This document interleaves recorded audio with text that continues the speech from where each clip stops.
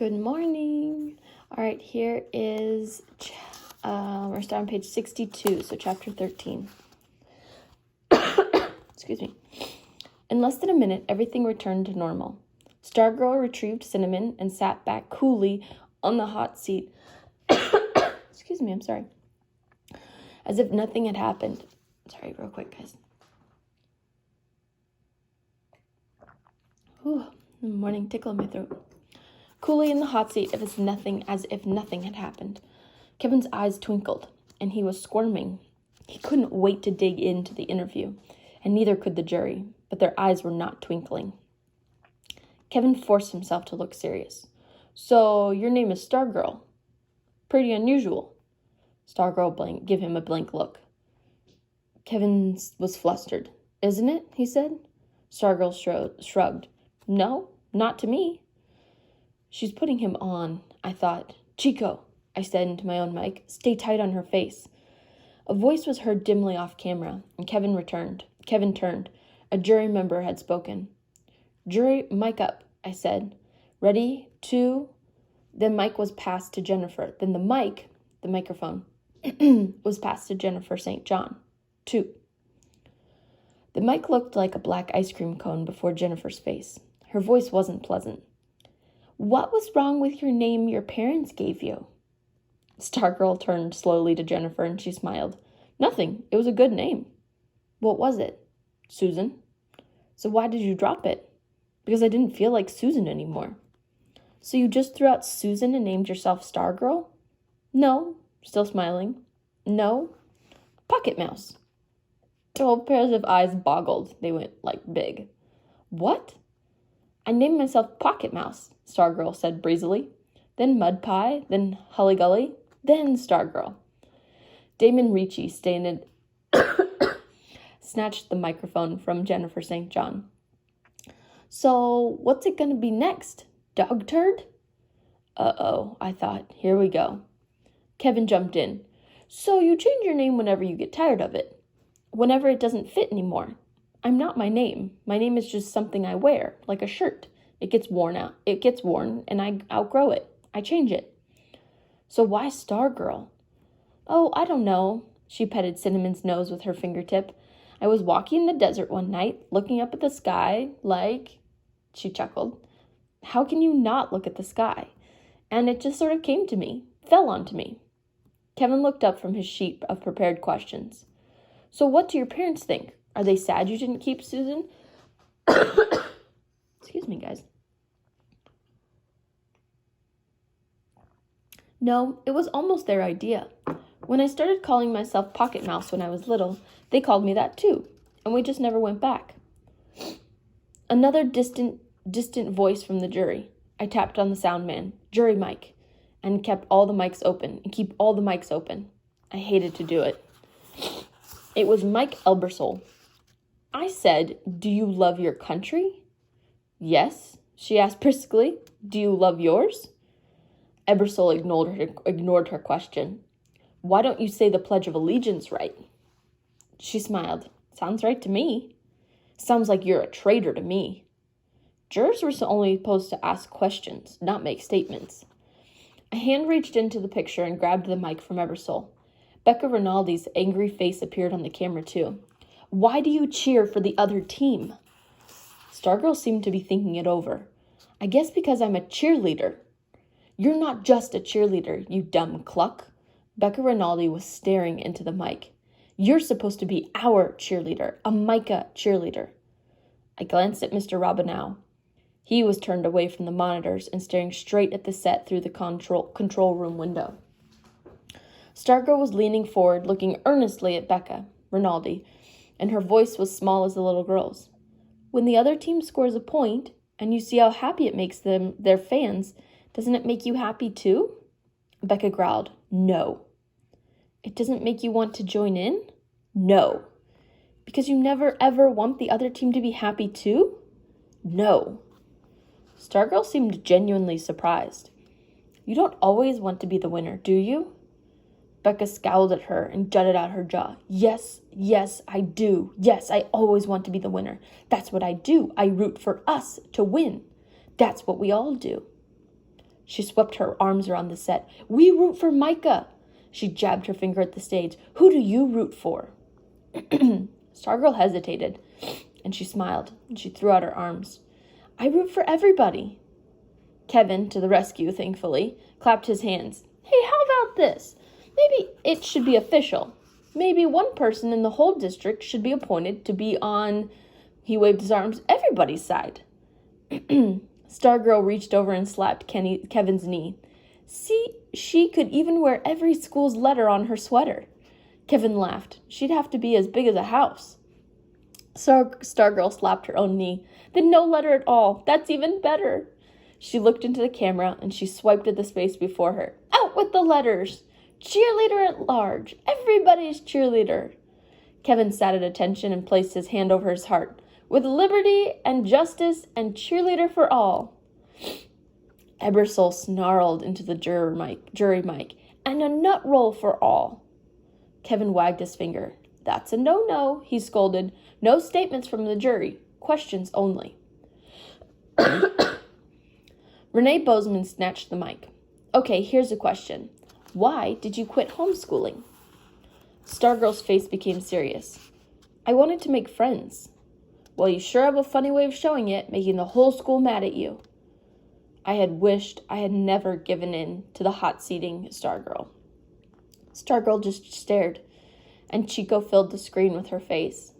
Gimme. It was Jennifer St. John reaching for the mic.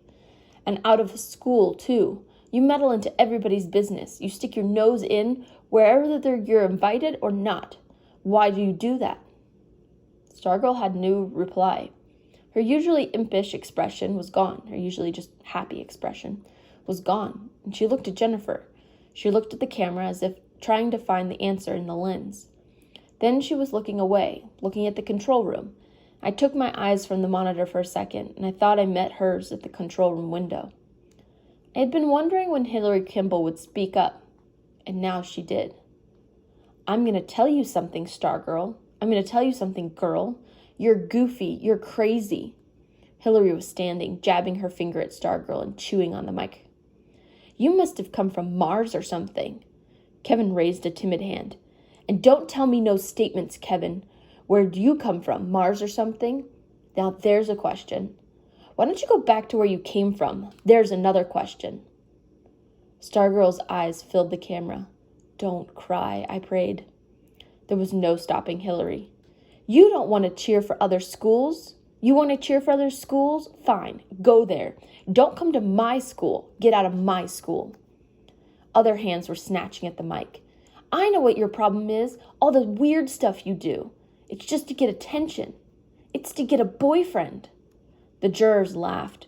They were a mob, hands grabbing at the mic, and Kevin looked anxiously at me. I could do nothing. With all the buttons and switches at my command, I was helpless to change anything on the other side of the glass. I got a simple question for you. What's the matter with you? Huh? Why can't you be normal? Why do you want to be so different? Yeah, is something wrong with us? You got to be so different? Why don't you wear makeup? They were all standing now, jabbering, jutting, and shouting, whether they had the mic or not. You don't like us, do you? Do you? Mr. Robinow flipped the master toggle on the console. That's it, he said. He flipped the studio sound switch. That's it, show's over. But the jury went on shouting. Oh man, guys, what's happening to poor Stargirl here? That was a rough day. All right, let's see what happens after. Sorry, my voice is a little scratchy today. All right, chapter 14, page 68. This was the start of a period that blurs as I try to recall it. Incidents seem to cascade and merge, and events become feelings. Feelings become events. Head and heart are contrary historians, right? Everything's all mixed up in his memory.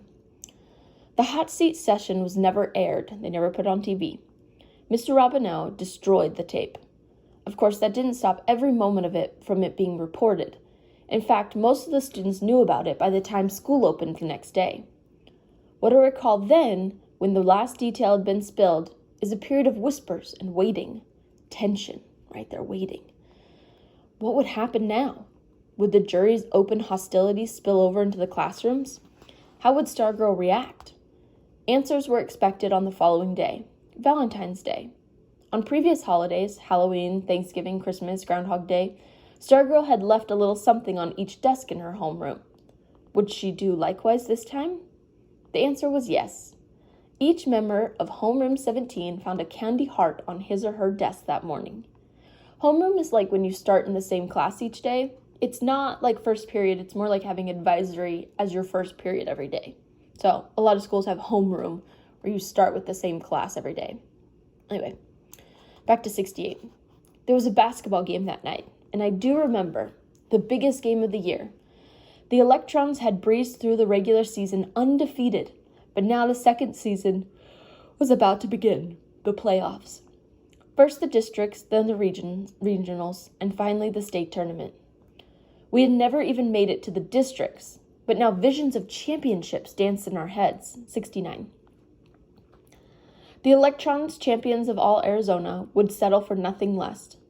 First hurdle in our way was Sun Valley, champions of the Pima League. The game was played Valentine's night on a neutral court in Casa Grande, just somewhere else. All of Micah, it seemed, emptied out and headed for the game, and Kevin and I went in the pickup. Pickup is a truck.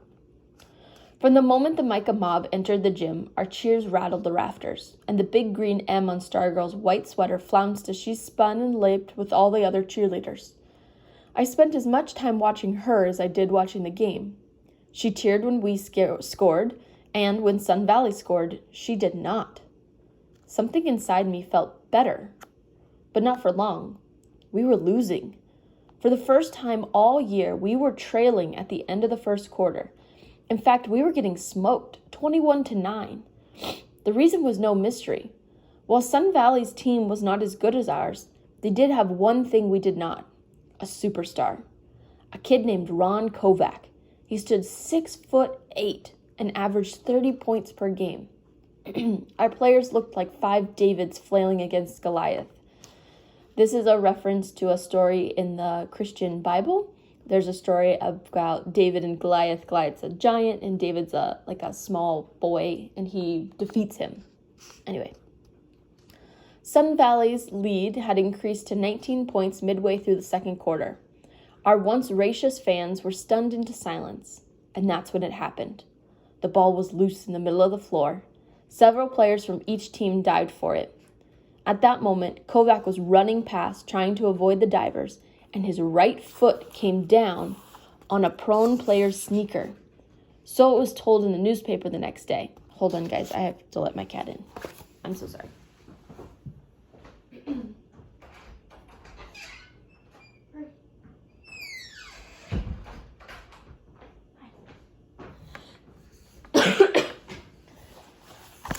Sorry, guys. When my cat's outside, he just keeps scratching at the door till we let him in. And that was going to be annoying. All right, here we go. We got like 2 pages left. So we're on page 70 at the top. So it was told in the newspapers the next day. At the time, it happened so fast nobody saw it. Although several people said they heard a sickening crack, like a twig snapping. All we knew was that suddenly Goliath was on the floor, writhing and screaming, and his right foot looked all wrong. And the Sun Valley coaches and trainer and players were sprinting across the floor, but they were not the first. Stargirl somehow was already there. While Kovac's own cheerleaders sat gaping and stricken on their bench, right there just looking, Stargirl knelt on the hardwood floor, and she held his head in her lap while the others attended his broken leg. Her hands moved over his face and forehead, and she seemed to be saying things to him. When they carried him away on the stretcher, she followed. Everyone, both sides, stood and applauded. The Sun Valley cheerleaders leaped as if they had just scored 2 points. Ambulance lights flashed on their high windows. I knew why I was applauding, but I wondered about some of the other Micah fans. Were they really standing in tribute because they were happy to see him, to stand in tribute, right, to honor him, or because they were happy to see him go? The game resumed, and Stargirl returned to the cheerleaders' bench. Without Kovac, Sun Valley was a pushover. But by early in the second half, we took the lead and went on to win easily. 2 nights later, we lost to Glendale. Again, we fell further and farther behind the first half went on. But this time, there was no turnaround in the second half. This time, the Electrons faced not 1, but 5 players better than themselves. This time, no opponent broke an ankle, although I'm sure in our desperation some of us secretly wished for it. We were shocked. We couldn't believe it. And then, as the seconds of the fourth quarter ticked by, we did believe.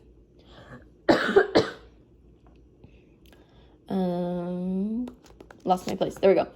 The cheers from across the gym were like volleys of arrows piercing our grand delusion, right? They were just going through their ideas. How could we have been so stupid? Did we really think that little Micah, undefeated in its own third-rate league, could ever stand up to the big city powerhouses around the state? We had been lured into great foolish expectations, suckered. We were devastated. It had been so wonderful to be winners, and so right for us.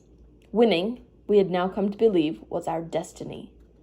And now, as the Glendale coach sent in the scrubs to mop us up, the Micah girls wept, they cried, the boys cursed and booed, and some blamed the officials or the nets or the lights. The cheerleaders, to their credit, kept on cheering, and they looked up at us with glistening eyes and mascara tracks on their cheeks, right? They had been crying too. They pumped their arms and shouted and did everything cheerleaders are supposed to do, but their gestures were empty because their hearts were not in it. Except for Stargirl. As I watched her intently, I could see that she was different. Her cheeks were dry, and there was no crack in her voice, no sag in her shoulders. From the start of the second half on, she never sat down, and she never again looked at the game. She turned her back on the court, and she stood and faced us and gave us an ounce of her to the jubilation, not an ounce of herself to the jubilation across the gym. We were losing by 30 points with a minute to go, but she cheered on as if we had a chance. Page 72. Her eyes blazed with ferocity I had never seen before, right? Ferocity is like just passion. She shook her fists at us. She flung her defiance at our gloom. And then her face was bloody. A Glendale player had just dunked the ball, and Kevin pounded on my knee with a fist, and I looked to see Stargirl's face suddenly a bloody mask, and I was on my feet screaming, "No!" But it wasn't blood. It was a tomato. Someone had splattered her face with a perfectly thrown ripe tomato, and as the clock expired and the Glendale fans poured into the court, Stargirl just stood there, her great eyes staring up at us in utter bewilderment, just confusion, through the pulpy red gore. Spouts of bitter laughter erupted among us, even some applause. The next morning, at home, I found the card. It was in a school notebook that apparently I hadn't opened for several days. It was a Valentine, one of those little cut-out third-grade sorts, showing a blushing little boy and a little girl with Mary Jane shoes and a big red heart between them, and the words, "I love you." As third graders and high schoolers often do, the sender had signed it in a code. A star and the picture of a girl. Oh. All right, so what happened to poor Stargirl at the game? Right, go back and look at that. And then who sent the Valentine, right? What does this mean? La, la, la. All right, so go do your vocabulary and your summaries, all right? And we'll come back for chapter 15 later. Bye.